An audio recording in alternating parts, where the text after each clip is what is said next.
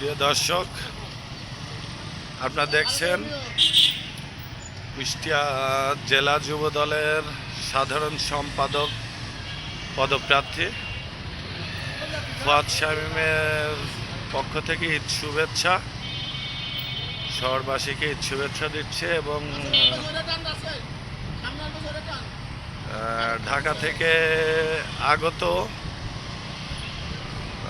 ঢাকা মোহাম্মদপুর থানা বিএনপির যুগ্ম আহ্বায়ক ডক্টর মেহেদি জামান এবং বৃহত্তর মোহাম্মদপুরের সদ্য বিদায় সাধারণ সম্পাদক শুক্কুর আলামিন ভাইকে রিসিভ করার জন্যে তারা মোটরসাইকেল বহর নিয়ে যাচ্ছেন। আপনারা দেখতে পাচ্ছেন যে কুষ্টিয়া জেলা যুব দলের সাধারণ সম্পাদক প্রার্থী ফুয়াদ শামীম, যুবদল নেতা কামাল বাবু, যুবদল নেতা আওয়াল